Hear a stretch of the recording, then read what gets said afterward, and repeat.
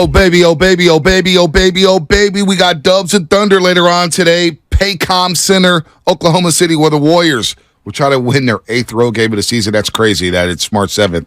They're trying to win their 8th road game of the season, but they'll try to do it. Stephen Curry is back. Of course, we saw him against the LA Lakers. He cooked in that fourth quarter.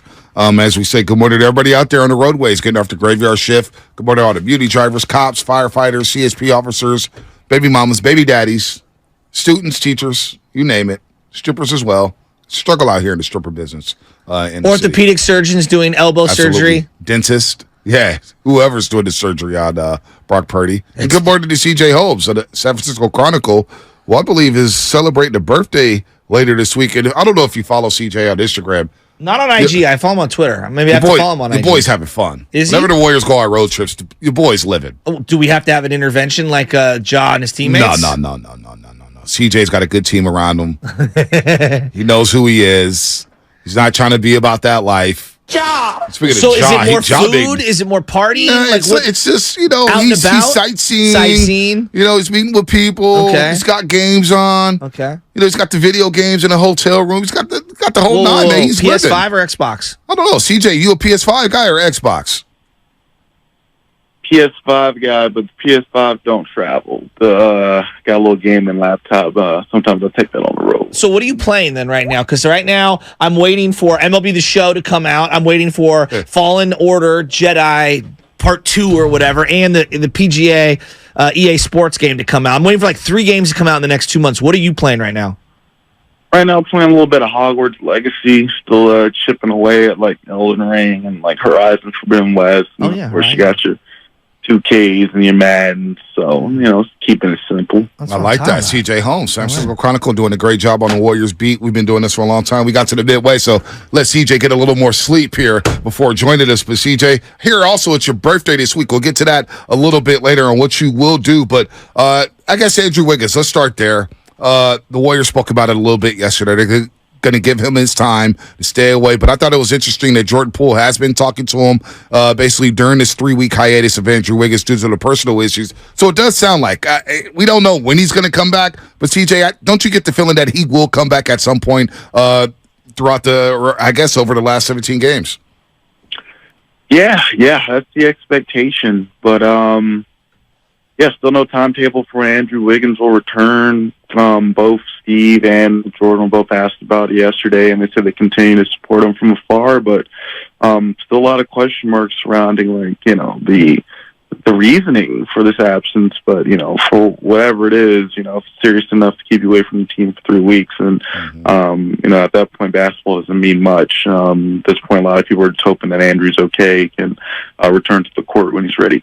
What do you think his acclimation to the team would look like if and when he does return? Is that going to be difficult for them? Because they really need him. I mean, if they want to win a championship, we all agree they need him. But, they need him to get in the fold now so they can at least win enough games to get a good seed. Yeah, and, I guess the good thing is they've been kind of, staying afloat, maybe a little bit over 500 here since he went out. But, the truth of the matter is, we saw during last year's playoffs just how important Andrew is to this team. Not only with his ability to, knock down the 3 ball, not only with his ability to, outplay guys like, Jason Tatum and Jaylen Brown, in stretches, but it's his defense when he does as a two-way threat at, both ends of the court. That made a huge difference for the Warriors last season, especially during the Western Conference Finals, especially during the NBA Finals. And you need a piece like that to go all the way. CJ Holmes, San Francisco Chronicle, out in Oklahoma City, where the Warriors are trying to win their 8th road game of the season. CJ, if the Warriors make the playoffs, I'm not going to be too concerned with their road struggles. How concerned are you, or how concerning should it be that the Warriors have struggled on the road? It's kind of wild that it's March 7th, and they're trying to win their 8th road game of the season. Is it a concerning issue with the team, and do you think the fan base should be concerned? Yeah, it's concerning. It's head scratching. It's wild. How many teams across the league can you say have championship aspirations but are also trying to avoid the play-in tournament? You know what I'm saying? That's something Steph said the other day in LA after he got back on the court for the first time since February 4th. But The thing is, like, it's super uncharacteristic for this team to struggle the way they have on the road this year. The disparities and splits between playing at home and playing away from Chase Center. The biggest thing is the drop in defensive intensity and a increase in volume of easy 3-pointers and easy buckets for the opposing team. And the wild thing about it all is you ask around, whether it's players or coaches. No one can seem to really figure out, why that is the case.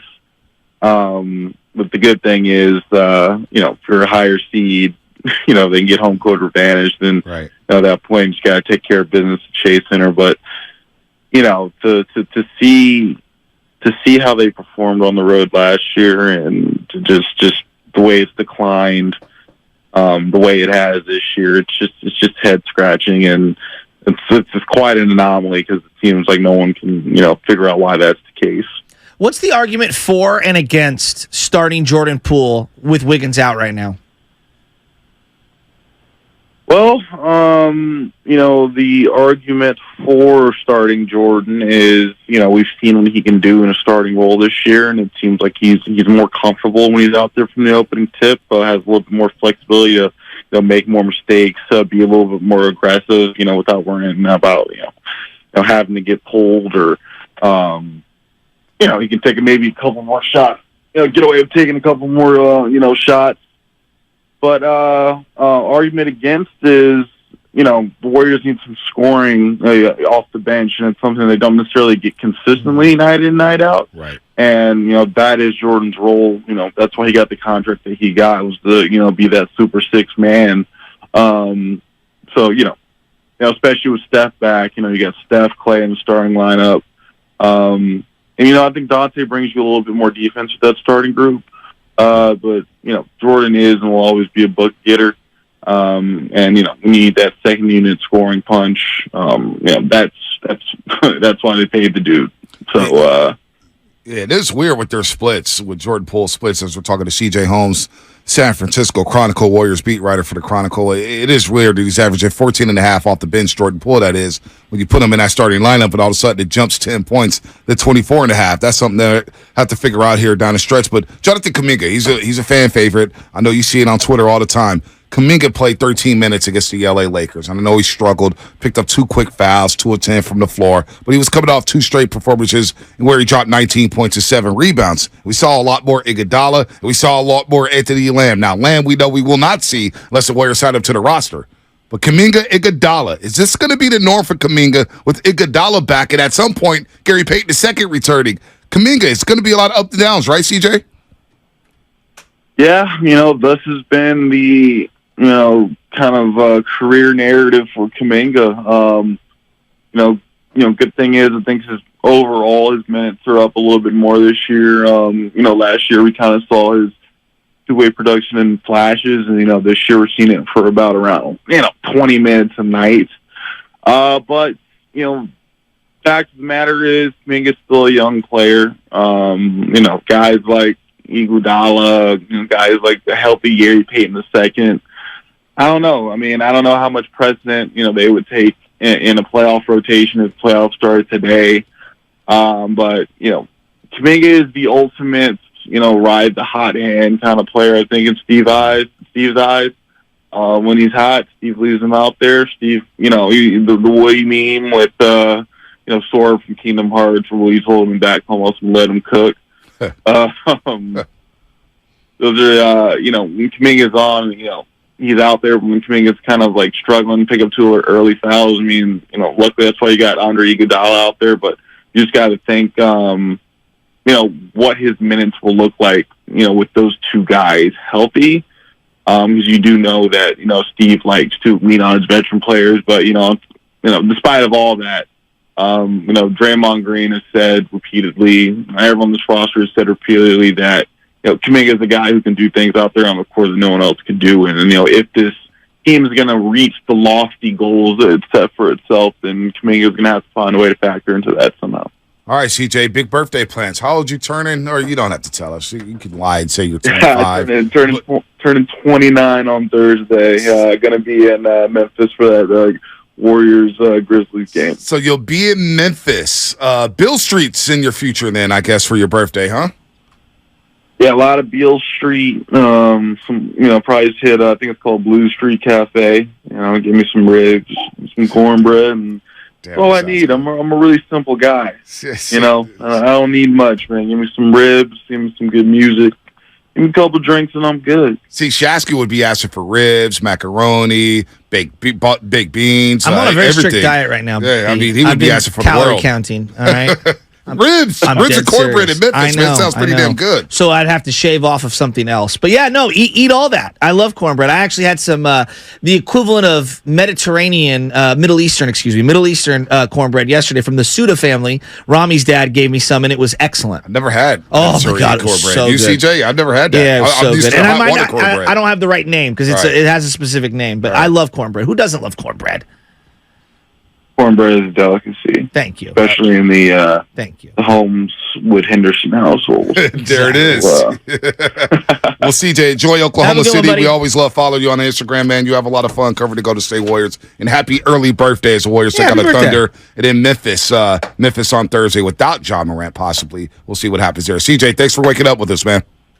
Hey, thank you so much, gentlemen. Thank you for having me, and see y'all soon. Anytime. CJ Holmes, one of the good guys. Last week, Chase Sitter.